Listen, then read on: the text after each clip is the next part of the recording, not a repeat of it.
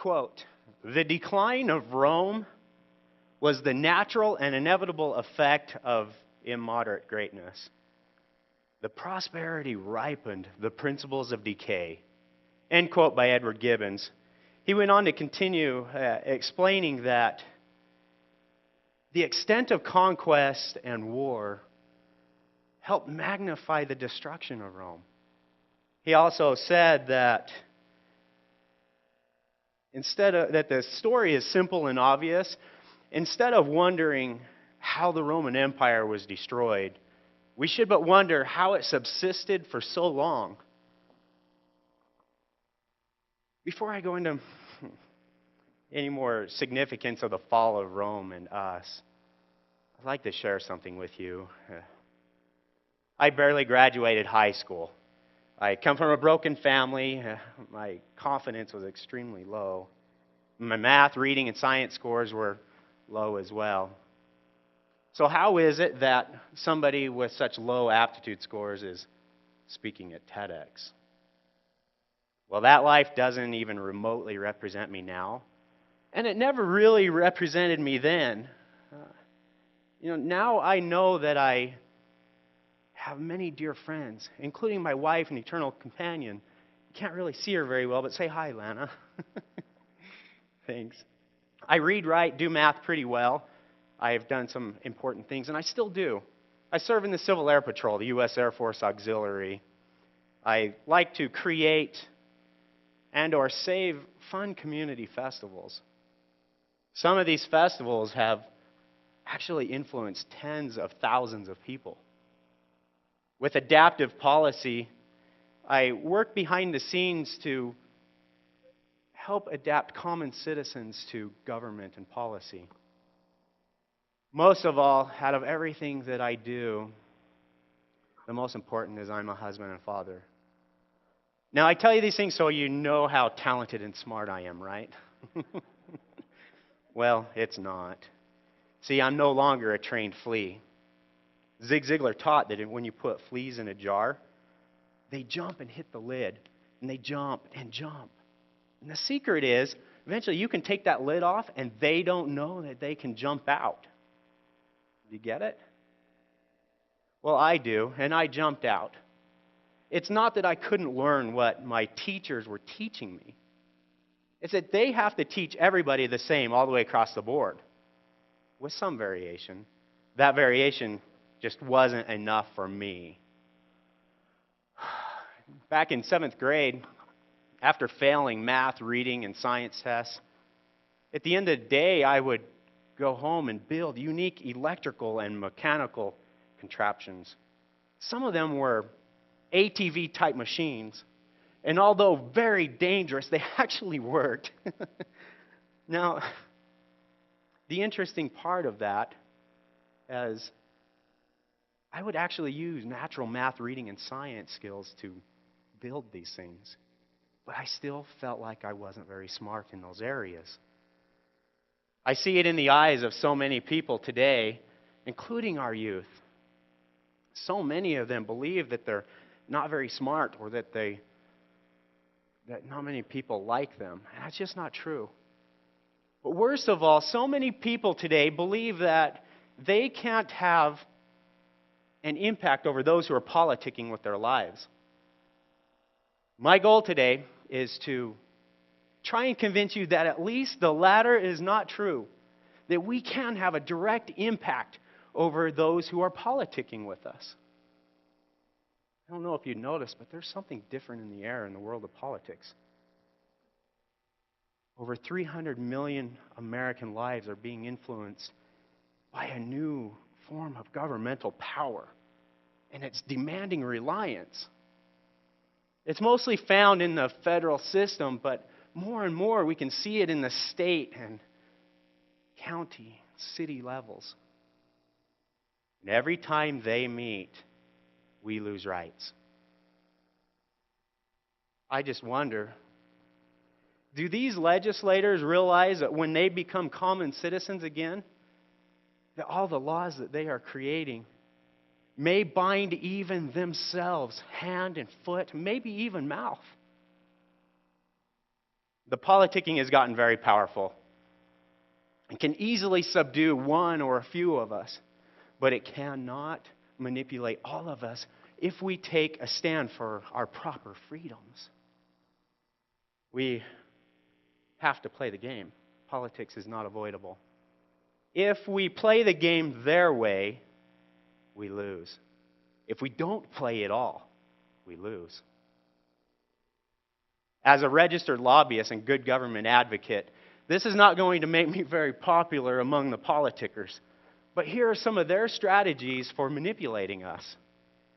They stir apathy. And they do this with using negative or opposite marketing principles. When they have to tell us certain meetings or inform us of certain things, you've seen the newspaper clippings.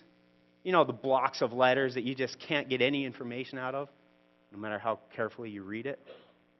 Legislation, it's written so that even attorneys struggle for the interpretation. Many of you, this is a smart crowd. I'm sure many of you know that already. They know that they must gain cognitive slaves and manipulate people. And cognitive is the mental and emotional side. They know that people will willingly submit under fear.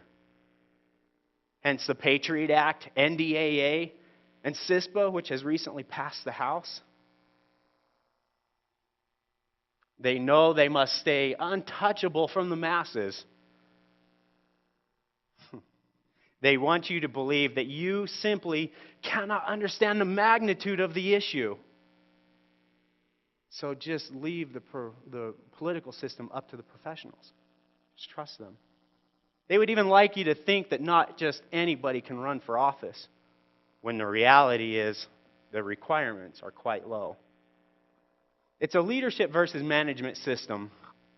And I believe Rome and America became great because of leadership, which was innovative, imaginative, creative. And Rome fell because of a bureaucracy-laced management system.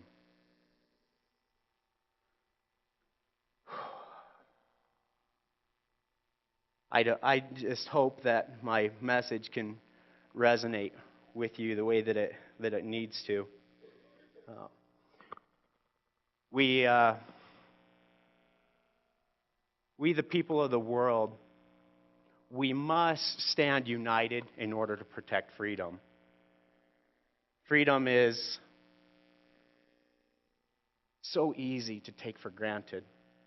In America, we can still worship as we see fit and raise our children to believe as we do.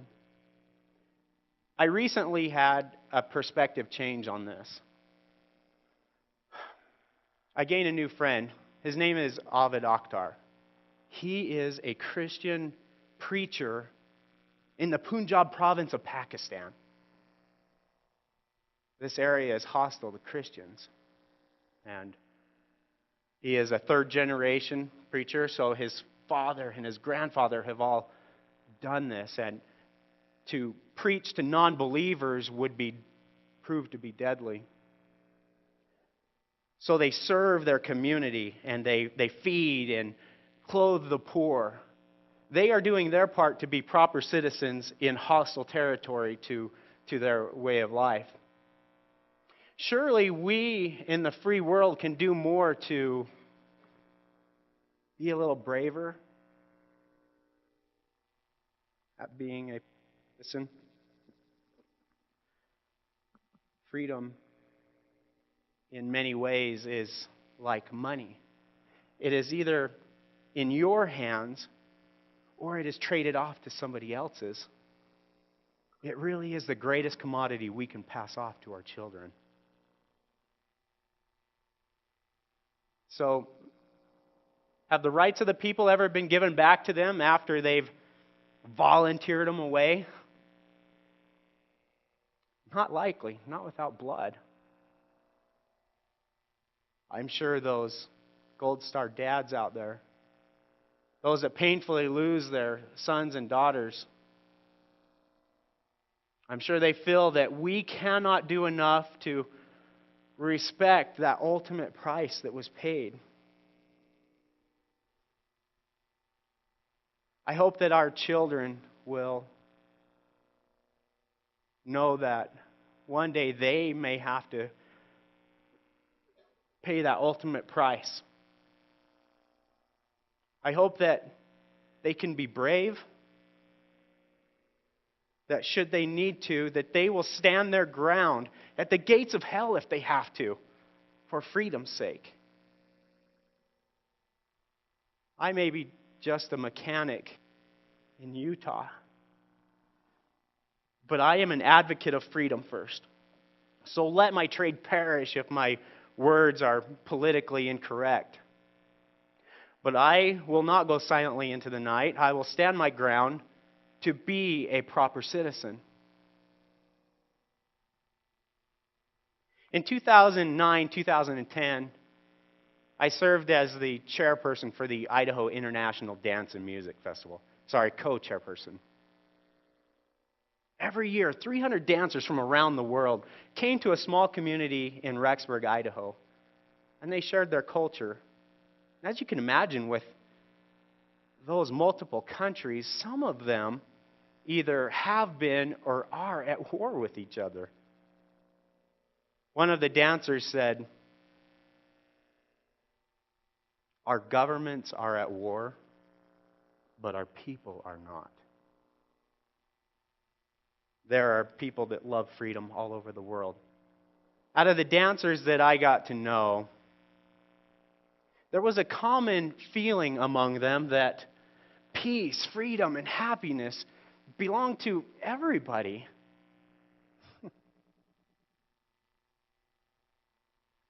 We have international guests here, both live and via simulcast. And I really hope that my message resonates with you as well, because here's why.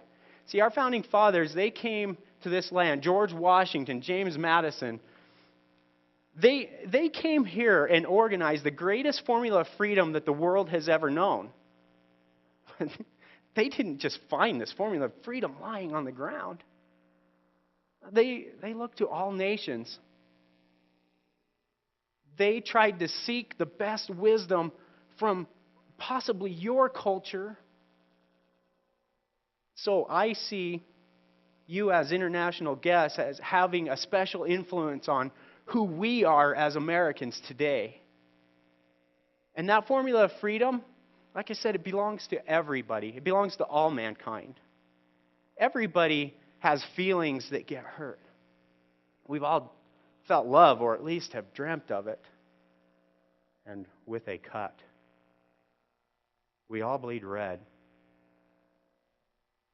Okay, I admit, I bleed red, white, and blue.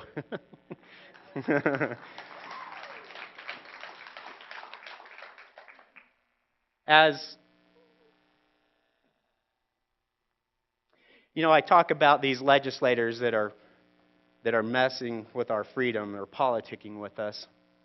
I've always wanted to pull the lever on a train track switch point. You know what I'm talking about? Those switch points, one person can decide the ultimate direction of a train. I had a dream. Notice I didn't say I have a dream, but I had a dream once that I was standing in an old passenger train. It was old but beautiful. The craftsmanship was just amazing. It looked a lot like this room. It was extremely elegant. And by the looks the people in the train were giving me, I could tell that I was the owner of this train. And as I was observing, I looked out the window, and to my horror, the train bridge was out. I went to the switchboard phone and called the engineer and said to stop the train. He said, "Why?" I said, the train is out. Stop the train now. Or the bridge is out. Stop the train now. And he said, "It's okay, Aros. I checked on that. They said it was okay." I said, "It's not okay. Stop the train now." He said, "The agenda's too important. I will not comply." And he was off the line. I rushed to the front of the train. The door was locked. As I pounded on it, the faces of the people on the train were flashing through my mind. Some of them wanted me to have faith in the engineer. They thought I was overreacting. I climbed to the top, and trying to get in, as I got to the top, the train was going too fast. The tracks were too close. I took that last moment to look at that beautiful train and the people. I hope that we don't let that become symbolic of our freedom. In America, we've been volunteering our rights to this ever-growing bureaucratic management system. I just hope that the fabric won't yield to the pressure of its own weight. As partners in freedom, let's do more than what one person can do. Teach this in your homes. You can help at the switch points of freedom by going to city council and county commissioner meetings. If you can't make the meetings, read the minutes and the agendas. Let's know what they're doing. You that are hearing me right now, you are the elect of freedom. You really are the last great hope of the world. Please, don't leave our political system up to the professionals, to the political train engineers anymore. Remember, we are partners in this most beautifully historic, metaphorical train called freedom. Thank you.